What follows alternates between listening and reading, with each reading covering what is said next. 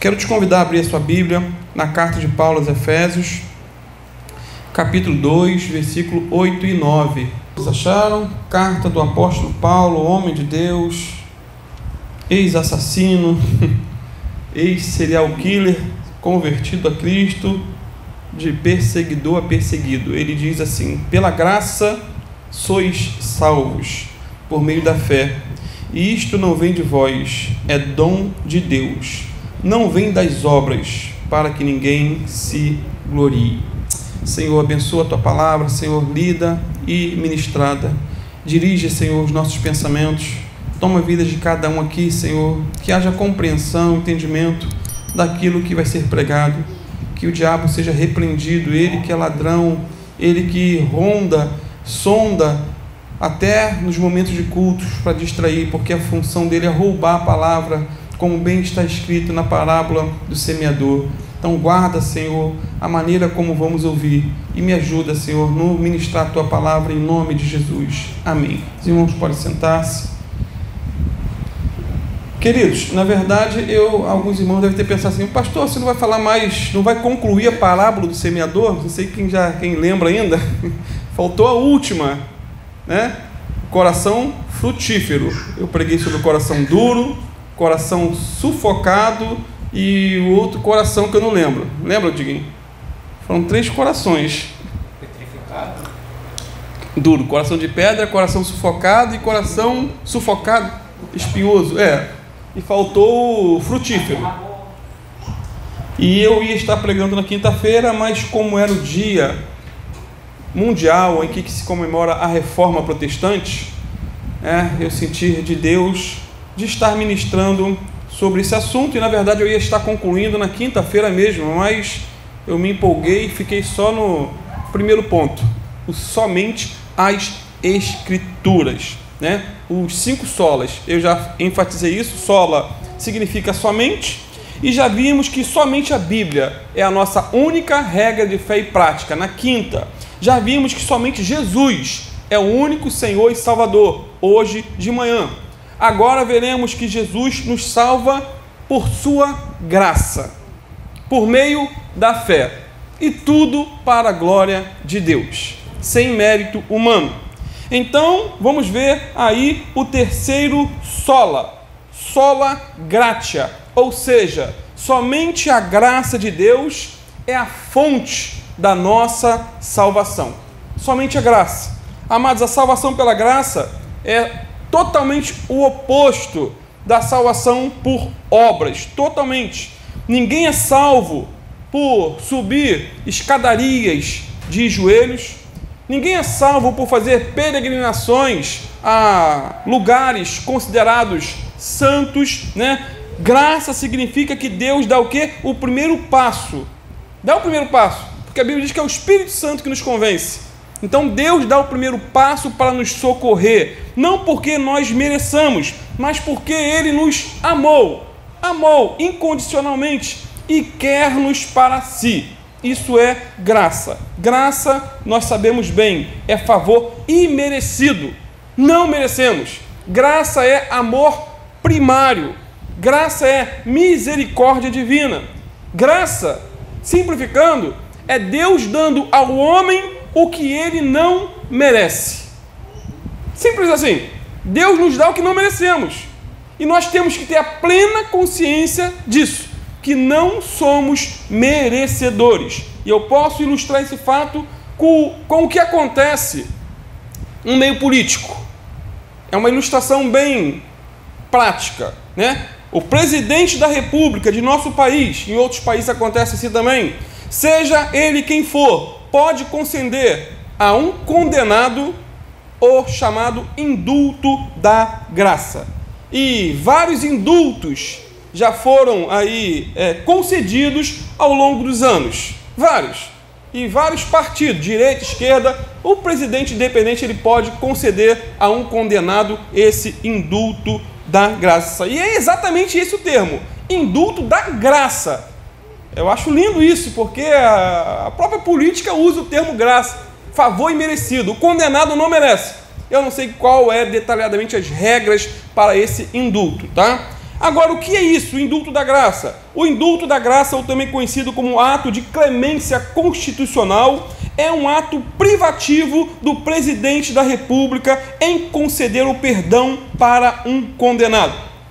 Podemos gostar ou não gostar, mas o presidente tem poder para isso. Você pode ser contra ou a favor. Fulano mandou soltar um cidadão lá polêmico, um bandidão, sei lá o quê.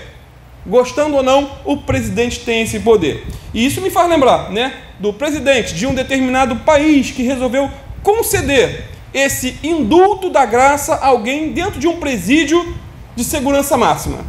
Resolveu conceder, Ele foi de cela em cela perguntando qual o crime das pessoas. Qual é o teu crime? O que você fez para estar aqui?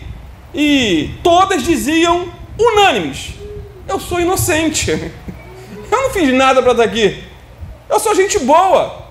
Eu estou aqui por conta dos meus amigos. Eu estou aqui por causa da criação que eu tive. Eu estou aqui porque eu morava em um local difícil, fui influenciado. E no fim das contas ele não assumia a culpa e botava a culpa em terceiro. Mas o presidente viu nessas andanças pelo presídio um homem que estava calado e pensativo num canto. E o presidente então perguntou, e você, rapaz, você também é inocente? E o rapaz respondeu, não, senhor, eu sou culpado. Meu crime foi assalto à mão armada. Eu mereço estar aqui. Eu mereço a condenação, porque os meus crimes me trouxeram para esse lugar. E então o presidente falou para os policiais, soltem esse homem. Ele é muito perigoso para estar no meio de gente tão boa. Se todos são inocentes, se todos não cometeram crime, então o presidente foi irônico e concedeu a ele o indulto da graça. E é exatamente isso, queridos, que Deus faz conosco.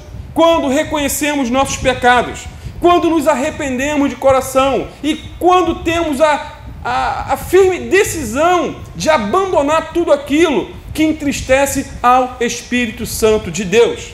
Agora veja que interessante, se o presidente da República, que é um homem pecador, tem esse poder aí constitucional de absolver um condenado, quanto mais Deus, que é perfeito, santo e o justo juiz, não pode perdoar até o mais terrível pecador.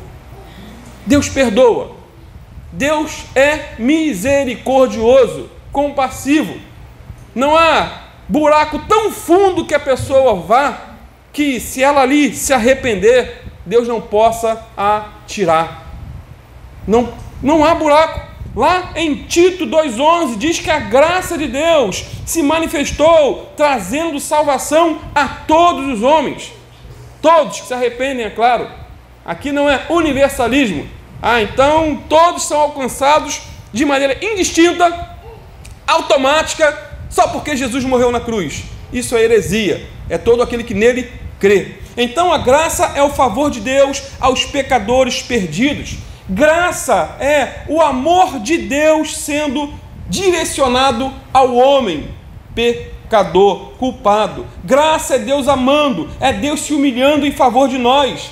Graça é Deus vindo nos resgatar. Deus não nos salva com base em nossa conta corrente. Deus não nos salva com base nos nossos méritos ou deméritos. Deus não nos salva com base em nossa saúde, a nossa inteligência, a nossa capacidade intelectual. Nada disso, queridos, nada disso. Eu não compro a salvação com o dinheiro que tenho ou o dinheiro que eu deixo de ter. Isso é o óbvio, mas há pessoas que às vezes se acham muito especiais porque têm um pouco a mais do que o outro, mas nada disso nos dá mérito diante de Deus. Certa feita eu ouvi falar de 2 rapazes que cresceram numa igreja, jovens, mas perderam o contato. Depois de 30 anos, eles se encontraram. Depois de 30 anos, se encontraram acidentalmente numa cidade. E é interessante o contraste entre um e o outro. Um se tornou um mega empresário de renome. O outro era um missionário que tinha ido para aquela cidade para começar um trabalho, uma congregação cristã, uma igreja cristã, né? Ele ia abrir uma igreja, e papo vai, papo vem, e o empresário convidou o amigo para almoçar, né? O empresário cheio de dinheiro e o amigo sem nada. Depois o empresário levou o amigo para conhecer a sua empresa, com dezenas e dezenas de funcionários. Depois, né, o empresário levou o missionário para conhecer a sua casa, uma bela casa, 3 carros importados na garagem, moto, jet ski, enfim, tudo que um milionário hoje tem, e tem demais. E o missionário, por outro lado, não tinha onde cair morto, não tinha nada do que se gabar humanamente falando. Ele tinha sido enviado ali, àquela cidade, por uma junta missionária, e vivia literalmente pela fé, dependendo literalmente de Deus. E depois que o empresário mostrou tudo que tinha, o missionário perguntou para ele, fez só uma pergunta básica: e lá em cima, quanto é que você tem? O que você tem guardado lá em cima? E o empresário baixou a cabeça, começou a chorar e disse: nada, lá em cima eu não tenho nada. Mateus 16:26 diz o seguinte: Jesus: pois que adiantará ao homem ganhar o mundo inteiro e perder a sua alma? Ou o que o homem poderá dar em troca da sua alma? Amados, quando partirmos, quando você partir, nossos títulos acadêmicos ficarão, nossa conta bancária ficará, nossos cartões, vai ficar tudo aqui na terra para ser usado por outros.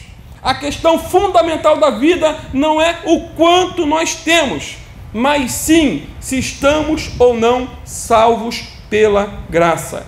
Isso porque, queridos, a nossa maior carência, a principal é a carência espiritual.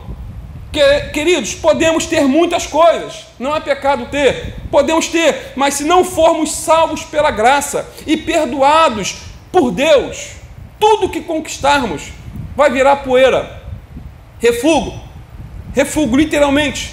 Portanto, graça é Deus se entregando generosamente em Jesus Cristo, e por intermédio dele, dos dois, um entendeu isso e entregou toda a sua vida nas mãos do Senhor, o outro conquistou muitas coisas nesse mundo, mas se não se arrependeu, pode ter sido como aquele jovem rico que abandonou Jesus e ficou com o seu dinheiro, que era o seu ídolo.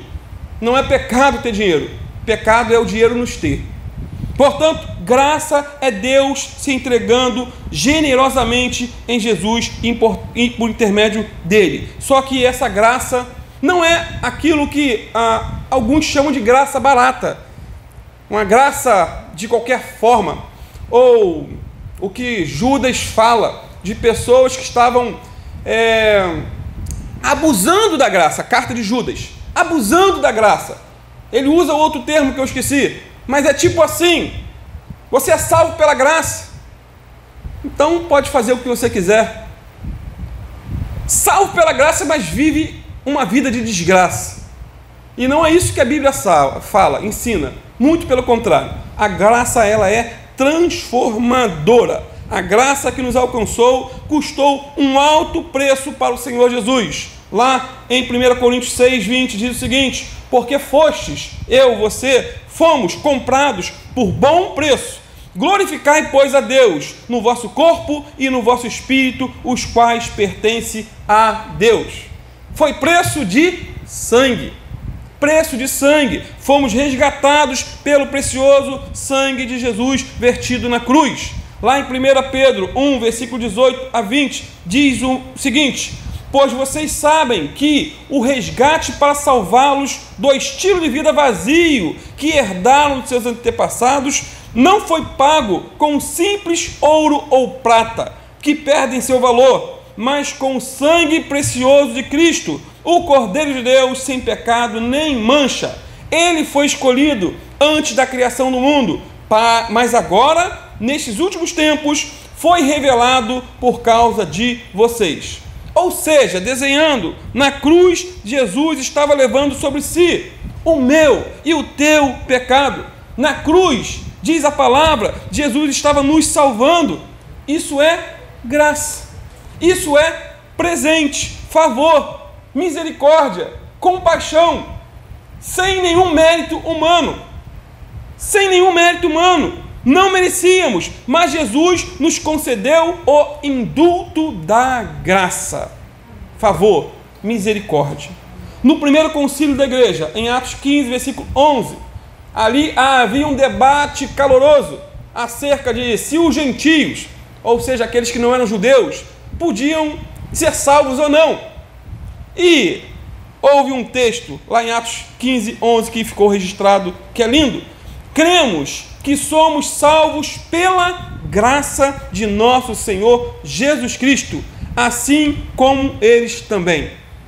Assim como os gentios ou como os judeus, todos são salvos da mesma maneira, pela graça. Tem um hino muito antigo, que o pastor saudoso Haroldo Gomes, a irmã Cláudia conheceu, não sei se ela lembra, e cantava muito. E eu, como novo convertido, eu já fui encaminhado de maneira correta a entender a salvação pela graça, totalmente pela graça, pela misericórdia, que não havia mérito humano, que eu não podia bater no peito e dizer que eu sou salvo porque eu oro, porque eu jejuo, porque eu leio a Bíblia, porque eu vou à igreja, porque eu faço bem. Não, tudo isso é consequência de ser salvo, mas não nos salva. E esse hino de Asaf Borba, cujo título é Pela Graça, diz algo, uma letra interessante, eu já citei aqui algumas vezes, e diz: quando terminar esta vida e lá no céu eu chegar, haverá uma multidão de irmãos esperando para me abraçar, e perguntarão a uma voz voltados para mim: ó, conta-nos como você, irmão, venceu e chegou aqui. E falarei e cantarei que Jesus que me salvou, que por este pecador a si mesmo se entregou. Foi graça, graça, superabundante graça, graça, graça, preciosa e doce graça. Foi graça, irmão, eu vos digo que foi assim. Foi só pela graça de Jesus que eu venci e cheguei aqui. Graça, queridos, graça. Que isso fique bem claro para você. No mundo religioso tão complexo que temos vivido, cada um segue por um caminho. E a Bíblia, ela não é complexa naquilo que é fundamental. Em alguns assuntos há muitas divergências escatológicas, doutrinárias, sobre salvação e assim por diante. Mas naquilo que é fundamental, a Bíblia é simples. Portanto, vivemos o sola graça, ou sola gratia, né, como é falado em latim, quando reconhecemos que o nosso trabalho, que as nossas roupas, o ar que respiramos, a nossa família, a nossa salvação, enfim, tudo que somos e tudo que temos é simples favor e misericórdia de Deus. Simples, nada mais do que isso. O quarto agora é o sola fide, ou seja, somente a fé em Jesus como Senhor e Salvador pode nos salvar. Não é a graça divorciada da fé, mas a graça com a fé. É o que Efésios 2:8 diz: pela graça você é salvo, mas qual é o meio? Por meio da fé. E isso não vem de vós, ou seja, a salvação não é particular tua, mas é dom de Deus, não vem das obras para que ninguém se glorie. Então já vimos até aqui que somente a Bíblia é a nossa única regra de fé e prática. Já vimos que Jesus é o Senhor e que o monopólio da salvação não está numa placa de igreja, não está na igreja A, B ou C, mas numa pessoa, em Jesus Cristo, nosso único Senhor e Salvador. Já vimos também que é pela graça somente que somos salvos, porém, somente os que verdadeiramente creem nele é que serão salvos. A graça não é divorciada. Existe um detalhe: a fé, o crer, o descansar, o confiar. Isso é fundamental. Vou ler mais 3 referências bíblicas, melhor, 2 só. João 3,36. Quiser anotar ou depois ouvir. Olha o que diz João 3,36. Quem crer no Filho tem a vida eterna. Já quem rejeita o Filho não verá a vida, mas a ira de Deus permanece sobre ele. João 3,36. Atos 13,39 diz: por meio dele, por meio de Jesus, todo aquele que crê é justificado de todas as coisas das quais não podiam ser justificados pela lei de Moisés. Todo aquele que crê. Eu poderia citar mais um, João 3,16, porque Deus amou o mundo de tal maneira que deu o seu Filho unigênito, para que todo aquele que nele crê não pereça, mas tenha a vida eterna. Queridos, esse assunto é tão simples, mas tão assim, como que de escola dominical, mas às vezes temos que falar o óbvio, porque às vezes o óbvio está sendo tão contraditado nesses dias. Há muitas visões loucas que dizem que no fim de tudo todos serão salvos. Os teólogos liberais hoje, eles estão assolando as igrejas com uma doutrina, uma graça deturpada, do tipo que você pode fazer o que você quiser, independente do que você fizer, no final das contas, todos serão salvos. E detalhe, colocam até uma vaguinha no céu para o diabo. É inacreditável, mas isso não estou inventando. Dá um Google, pergunta lá a inteligência artificial, o que ele vai te dizer sobre universalismo. É coisa de maluco, queridos. Então temos que estar sempre repetindo algumas coisas, é para o bem nosso. Então, se por um lado a graça é o presente que recebemos de Deus, por outro lado a fé é a mão que recebe esse presente. Quem tem que crer sou eu, é você. Quem tem que botar a boca no pó somos nós. Graça e fé são essenciais à salvação. A graça é Deus enviando seu único Filho para morrer por nós. A fé, porém, é o meio pela qual nos apropriamos da graça de Deus para a nossa salvação. Tomamos posse, por assim dizer. Eu creio em Jesus, de corpo e alma. Fé é confiar que o preço que Jesus pagou na cruz foi em meu favor. Fé é crer que realmente o sangue de Jesus me purifica de todo pecado. Fé é crer que Jesus é meu salvador pessoal e não simplesmente o salvador do mundo. Se perguntar para muitos, não, Jesus é o salvador do mundo, mas ele já te salvou? Você já foi à cruz? Você já se arrependeu? Você crê realmente que o que aconteceu há 2000 anos atrás ainda é válido para você hoje? Ou seja, é tirar o assunto do global, do externo para o pessoal. Eu creio de corpo e alma que Jesus morreu a minha morte para que eu viva a vida dele. Agora, queridos, é muito importante ressaltar que Paulo não está falando aqui de qualquer tipo de fé. Pela graça você é salvo por meio da fé. Fé em quê? Fé em quê? Não é fé na fé, não é fé nos ídolos, não é fé nos ancestrais, não é fé na confissão positiva, eu falo e as coisas acontecem porque há um poder místico por trás da minha palavra. Nada disso, querido, isso é bobagem. Só Deus tem poder. Ah, pastor, mas eu conheço alguém que amaldiçoou o filho, aconteceu. Não, é porque muitas crianças acabam assimilando, acreditando. O pai fala a vida toda que ele é um jumento, que ele não vai dar para nada na vida, que ele não vai ser coisa nenhuma, um Zé Ninguém. Isso vai mexendo de tal maneira com o psique que paralisa tudo e acaba acreditando. Não é que há poder na palavra dele, ele pegou e falou. Sinceramente, respeito quem não concorda, mas não creio nisso.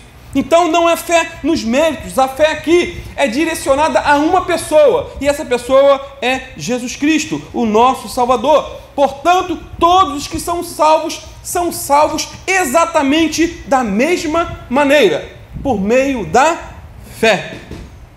A fé é como a mão que se estende para receber uma ajuda. É como um mendigo estendendo a mão para receber o presente de um rei. Essa é a comparação mais linda que tem. É só estender a mão, eu aceito o presente de um rei. Nós podemos ser comparados ao mendigo nesse contexto. E o rei é Jesus, e ele nos concede esse presente. João 6,35 diz também: e Jesus lhes disse: eu sou o pão da vida, aquele que vem a mim não terá fome, e quem crer em mim nunca terá sede. Viu? O crer está associado. não é de qualquer maneira. Temos que depositar nossa confiança nele. Sendo assim, enquanto a graça é a origem ou a fonte da nossa salvação, a fé é o seu meio ou o instrumento pela qual somos salvos. Eu preciso crer. Sem fé, diz a palavra em Hebreus 11, é impossível agradar a Deus. Então você que já crê, continue crendo e vá até o fim nessa tua fé, crendo em Jesus como Senhor e Salvador, crendo que a Bíblia é a única regra de fé e prática, crendo que a graça de Deus é a fonte da nossa salvação. Por último, sola Deus glória, ou seja, somente a Deus seja dada a honra, a glória e o louvor. Esse é o último sola da reforma, último sola. Somente a Deus seja dada a glória. E eu vou ler duas referências. Romanos 11:36. Por sinal é lindo. Romanos 11:36. Pois dele, por ele e para ele são todas as coisas. A ele seja a glória para sempre. Amém. Amém, queridos? Amém. Em tudo dai glória. 1 Coríntios 10, versículo 31. Assim, quer vocês comam, bebam ou façam qualquer outra coisa, façam tudo para a glória de Deus. Queridos, Deus, Ele é a fonte de todas as coisas. Isso é um fato. Criador, Ele é o originador de tudo. Todas as coisas procedem de Deus.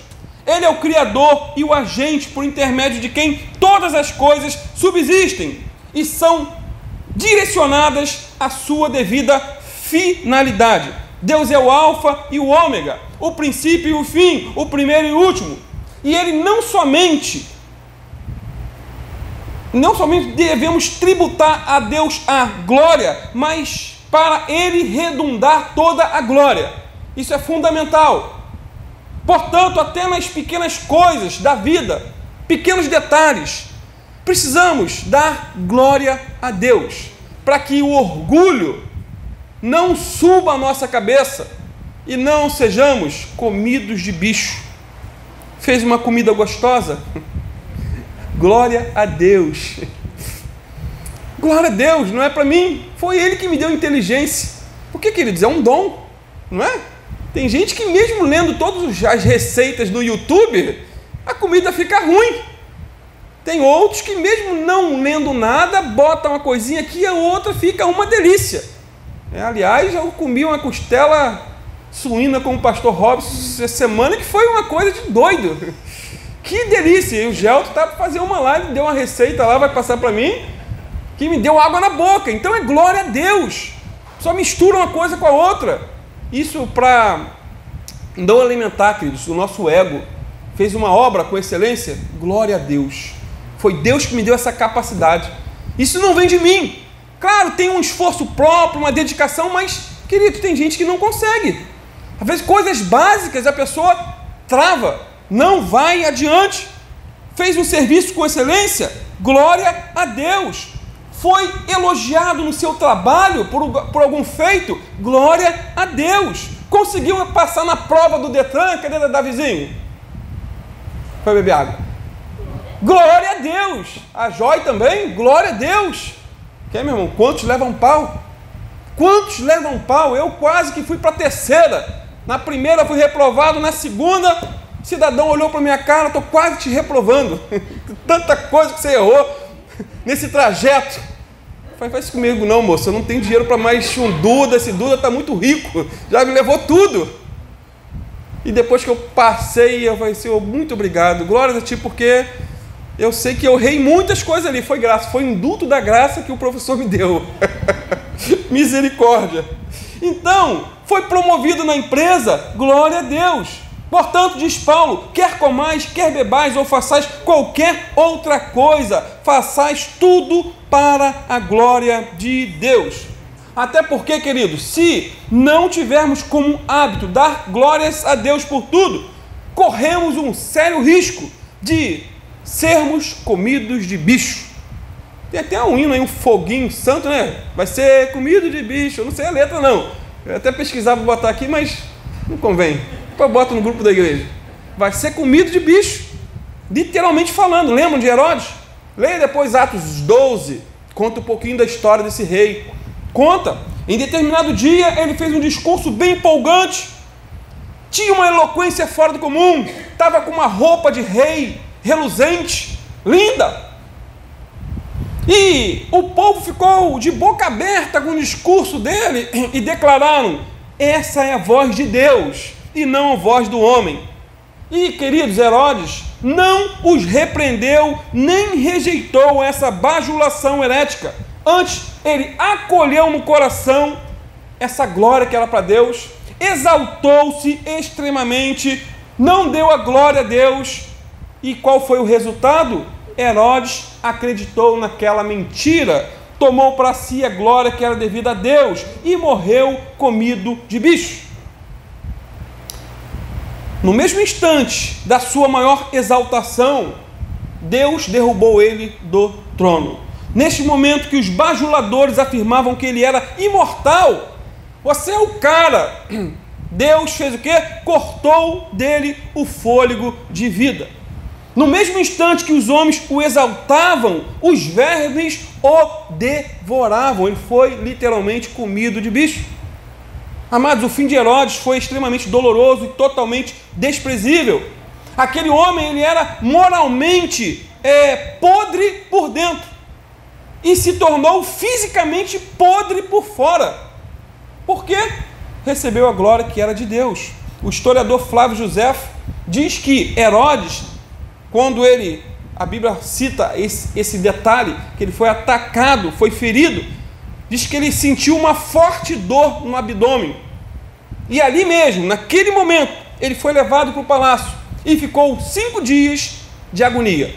A Bíblia não bota muitos detalhes, mas o Flávio Josefo era um historiador romano, não era cristão, provavelmente nem conhecia o livro de Atos, mas ele relatou detalhes da vida de Herodes o Grande, Agripa aqui, Herodes o Grande que matou os criancinhas na época de Jesus, e como foi o fim desse Herodes Grande, o primeiro, o avô desse que morreu. Na verdade foram os dois comidos de bicho, mas o primeiro a Bíblia não relata, mas o Flávio José conta em detalhes que até o mau hálito, o hálito da boca era tão terrível que as pessoas de longe sentiam a podridão, porque por dentro estava tendo tudo sendo comido. Então ele tomou a glória para si. Queridos, o orgulho continua precedendo a queda. Que Deus tenha misericórdia de nós. Ah, pastor, mas eu não sou tentado a isso porque eu não tenho fama, eu não tenho muito dinheiro, né? Eu não tenho a oportunidade de estar na frente de uma igreja pregando. Orgulho é coisa de pregador, de cantor gospel famoso. Não, meu irmão. Cada um de nós somos tentados nessa área. Cada um de nós temos algo que fazemos bem feito. E o que fazemos de bem feito pode ser um problema sério na nossa vida. E eu já estou concluindo. Há um dado histórico chocante. E quando eu li essa história, eu fiquei, meu Deus, quanta pessoa prepotente, ignorante, teimosa, cabeça dura, que às vezes quer entrar para a história, marcar, né? Entrar para a história, marcar a história, e quebra a cara porque não seguiu o conselho. Em 1912, um acontecimento chocou o mundo. Um alfaiate francês, ele disse ter inventado uma roupa do tipo paraquedas. 1912. Tipo paraquedas. Ele pulava e acreditava que ele ia flutuar. Ele havia feito vários testes com bonecos. E ele jogava esses bonecos do 5º andar do seu apartamento. E todos se esborrachavam no chão. Nenhum deles flutuava. Já era um indício. Olha, esse teu orgulho a queda é alta. 5 andares. Um dia, em vez de jogar um boneco para testar sua roupa voadora, ele jogou a si mesmo. E quebrou as 2 pernas. Mais um sinal. Então, são sinais que vão aparecendo. E ele, cabeça dura, seguiu. A desculpa para o fracasso é que ele não havia esperado tempo suficiente para a sua roupa encher de ar e ele flutuar. Foi curado, melhorou das 2 pernas E não demorou muito e ele anunciou que havia aperfeiçoado o seu invento e que pularia da Torre Eiffel. Isso é fato, não é história da carochinha, não. No dia marcado, muitos repórteres estavam ali presentes. Alguns amigos disseram que aquilo que ele faria era uma loucura e que ele não deveria se arriscar e que ele iria morrer, que aquilo era uma soberba, um orgulho insano e que ele não ia ganhar glória por isso. E queria entrar nas manchetes não como um inventor de uma roupa, mas como um suicida.